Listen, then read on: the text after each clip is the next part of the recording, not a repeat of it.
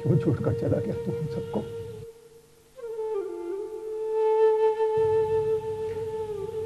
मेरे भाई,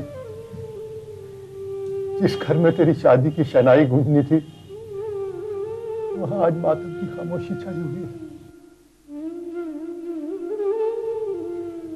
अकेला कर गया तू मेरे को, अकेला कर गया तू। अपने अपने इन्हीं हाथों से मैंने तेरी चिता को अग्नि दी थी, और आज इन्हीं हाथों से तेरी अस्थियों को विसर्जित करूंगा मैं।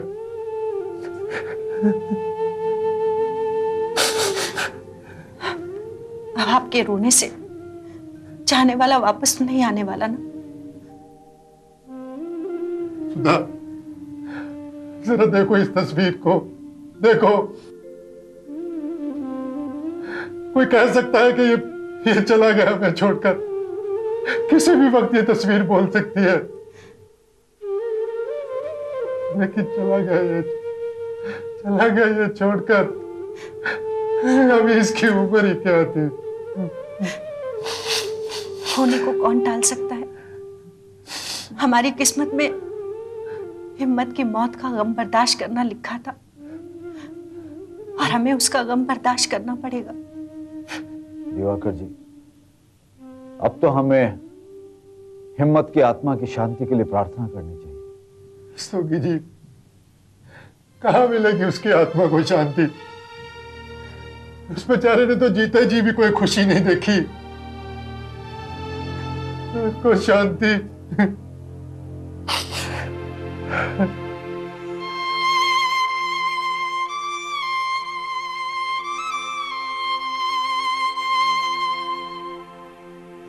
हिम्मत हमेशा दूसरों के लिए परेशान रहता था। आज ये दुनिया कुछ भी कहे, लेकिन मेरा भाई बहुत अच्छा था रस्तोगी जी। इस फरेब और झूठ की दुनिया में वो ईमानदारी और सच्चाई से जीना चाहता था। मैं हिम्मत की सच्चाई और ईमानदारी की वजह से उसके नजदीक आया था।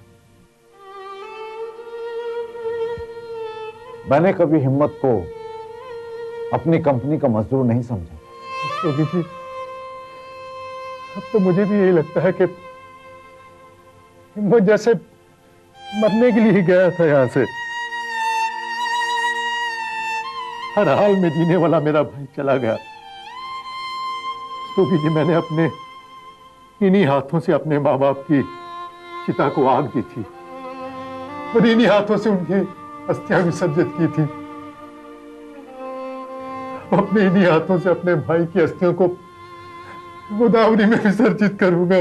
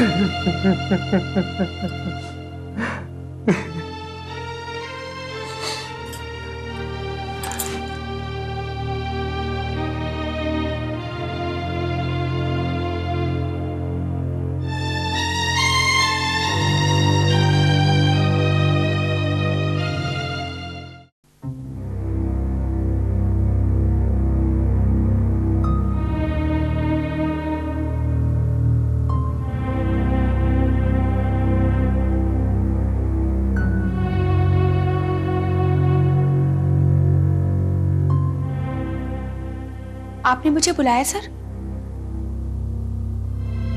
हाँ पुष्पा, बट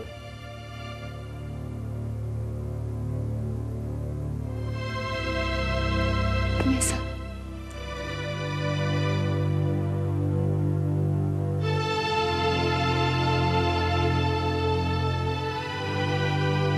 पुष्पा, आज मैं हिम्मत के घर गया था। उसके भाई उसका अस्थि कलश लेकर नासिक विसर्जन के लिए गए। सर, हिम्मत जी के भैया भाभी तो बहुत दुखी होंगे। दुखी तो सब है, लेकिन कोई कुछ नहीं कर सकता। मेरी आंखों के सामने तो आज भी हिम्मत जी का चेहरा घूम रहा है। कितने मिलनसार थे वो, कभी किसी से ऊंची आवाज में बात नहीं करते थे। हिम्मत जैसे लोग इस दुनिया में बहुत कम होते हैं। मुझे तो दुख इस बात का है कि उसकी मौत के लिए हम जिम्मेदार हैं। नहीं सर, इस अनहोनी के लिए आप जिम्मेदार कैसे हो सकते हैं? अगर मेरी शादी की बात कुंती से ना होती तो वो शहर छोड़कर नहीं जाता। होनी को कोई नहीं डाल सकता है, और फिर शायद हिम्मत जी के भाग में इतनी ही उम्र लिखी हो। नहीं पुष्पा, ये उसके मरने की उम्र नहीं थी। वो बेचारा तो कुंती से शादी का सपना लिए इस दुनिया से चला गया। सर, हम लोग तो सिर्फ हिम्मत जी की मौत पर अफसोस जता सकते हैं, लेकिन उनके भैया भाभी के दिल पर क्या गुजर रही होगी? हिम्मत के भैया के आंसू तो अभी तक नहीं थमे। जिसे अपने बच्चे की तरह पाला हो, उसी की चिता को अपने हाथों से आग लगा। आपने हिम्मत जी के भैया से पूछा, क्या पता उन्हें किसी चीज की जरूरत हो, किसी मदद की जरूरत हो? मैं तो उनकी हर मदद करने को तैयार हूं।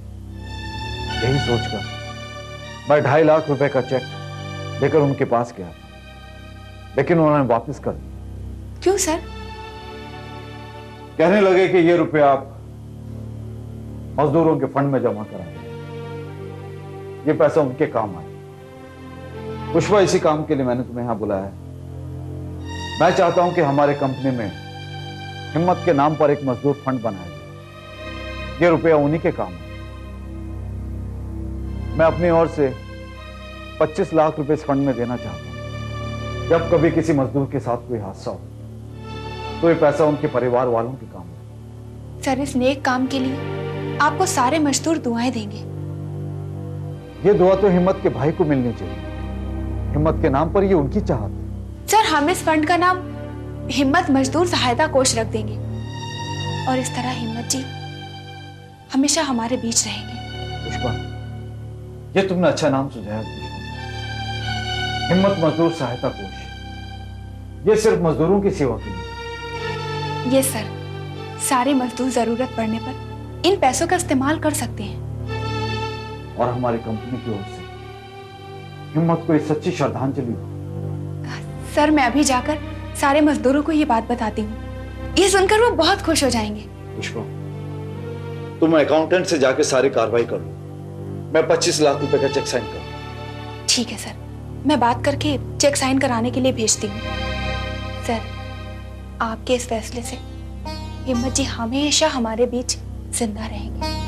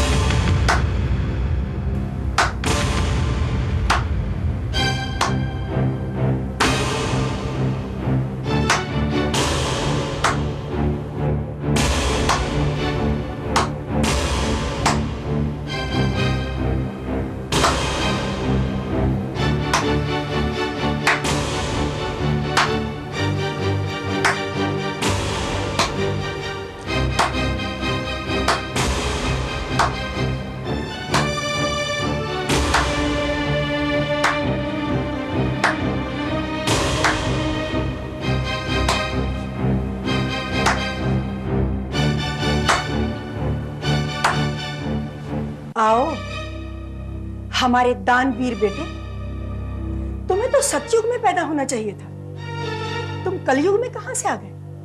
बाप कहना क्या चाहते हैं? अनजान बनने की कोशिश मत करो रोहित। तुम अच्छी तरह से जानते हो हम क्या कहना चाहते हैं। तुम क्या सोचते हो तुम जो कर रहे हो हमें क्या पता नहीं चलेगा? माँ, मैंने ऐसा कुछ भी नहीं किया है जो मुझे आपसे छुपाना पड़े। तो फिर कोई भी फैसला लेने से पहले हमसे पूछा क्यों नहीं? माँ, मुझे इतनी भी आजादी नहीं है कि मैं अपनी मर्जी से कुछ कर सकूं। रोहित, तुम अपनी आजादी को गलत मोड़ दे रहे हो।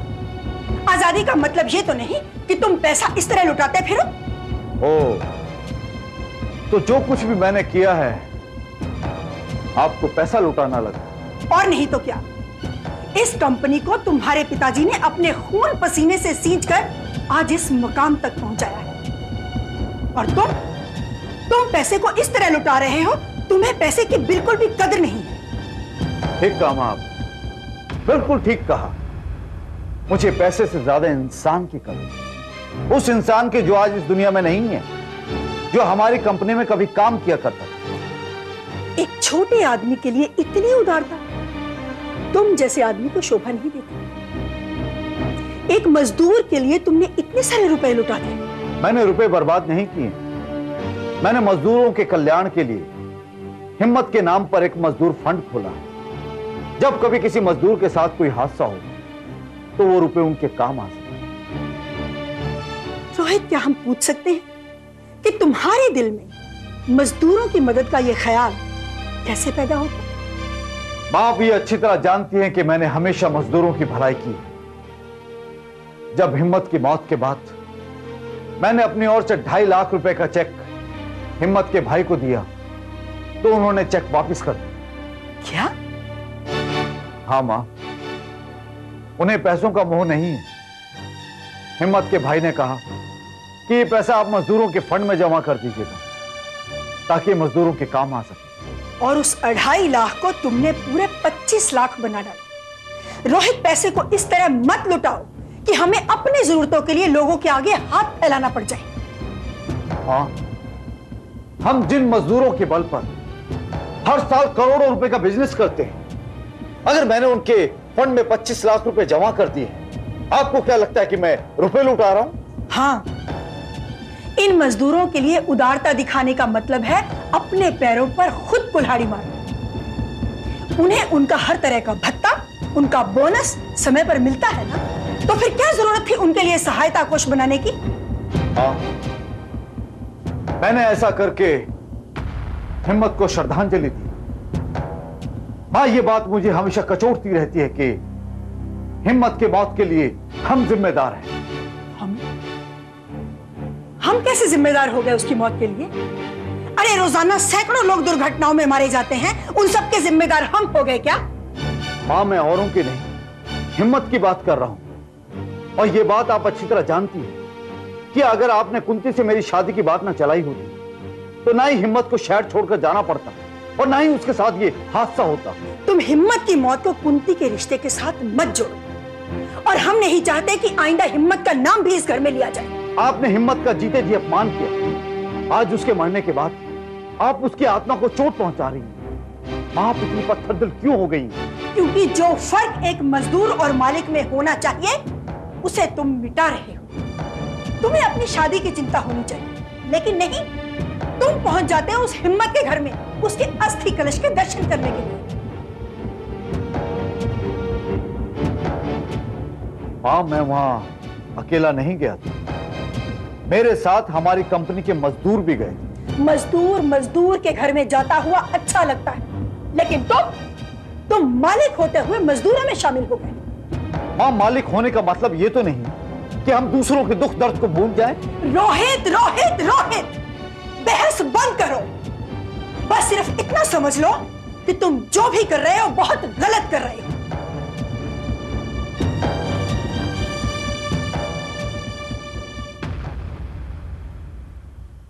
माफ कीजिएगा मां, आप जो कुछ भी करती हैं ना, उसके पीछे आपका कोई स्वार्थ होता है या कोई मकसद होता है, लेकिन मैं जो कुछ भी कर रहा हूं उसमें मजदूरों की सिर्फ भलाई है और कुछ नहीं।